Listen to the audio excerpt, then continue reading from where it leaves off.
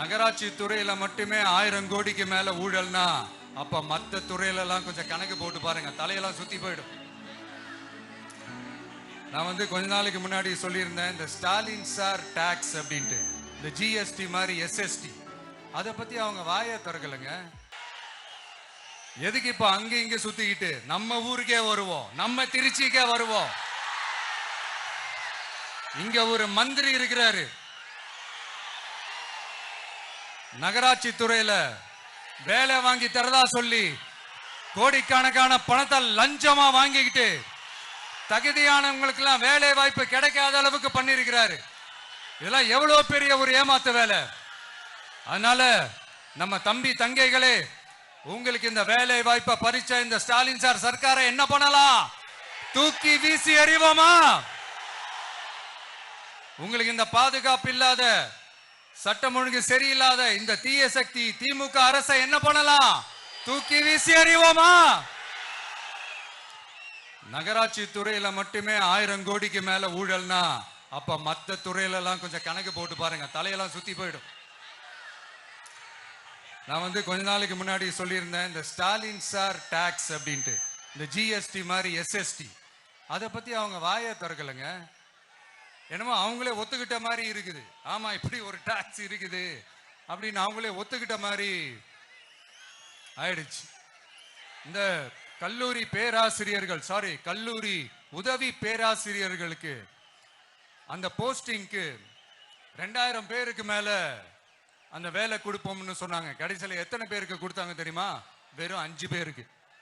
2000 எங்க, இந்த 5 எங்க? அதனால இதெல்லாம் வெறும் அறிவிப்புகள் மட்டும்தான். இது மாதிரி லட்சக்கணக்கான காலி பணியிடங்களை நிரப்புவோம்னு சொன்னாங்க, அதுவும் என்ன ஆச்சுன்னு தெரியல. இதெல்லாம் வெறும் அறிவிப்புகள் மட்டும்தான். இதனால ஒரு யூஸுமே கிடையாது. யூஸ்லெஸ் கவர்மெண்ட் இது. அது மாதிரி 100% ஒரு நியாயமான ஒரு ஆட்சியை நாம கொடுப்போம்ங்க. 100% நீங்க இந்த விஜய நம்பலாமுங்க. நீங்க நம்புறீங்கன்னு எனக்கு தெரியும். அதனாலதான் என்னுடைய சொந்த பந்தங்களாகிய உங்ககிட்ட எனக்கு அந்த உரிமை இருக்கு. எனக்கு ஒரு வாய்ப்பு கொடுங்க, எனக்கு ஒரு சான்ஸ் கொடுங்கன்னு உங்ககிட்ட கேட்காம வேற யாருக்கிட்ட நான் கேட்பேன்? அதனால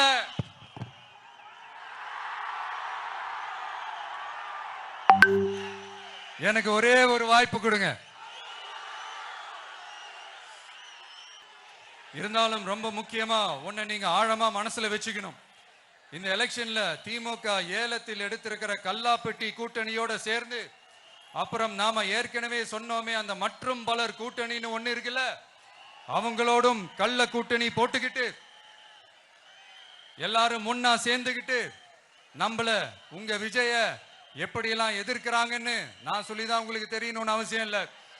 இந்த கரூர் நிகழ்ச்சி சூழ்ச்சின்னு பலர் சொல்றது மாதிரி நம்ம கடைசி படமான ஜனநாயகன், அதான் நம்ம மனசுக்கு நெருக்கமான உங்க எல்லாரோடும் நமக்கு இருக்கிற பூர்வ ஜென்ம பந்தத்தை இன்னமும் எங்க இறுக்கமா மாத்திடுமோன்னு, எங்க அது இந்த தேர்தலில் நமக்கு மிகப்பெரிய ஆயுதமா மாறிடுமோன்னு ஒரு கூட்டு சூழ்ச்சி, அதோட இன்னும் பல பல சூழ்ச்சிகள்.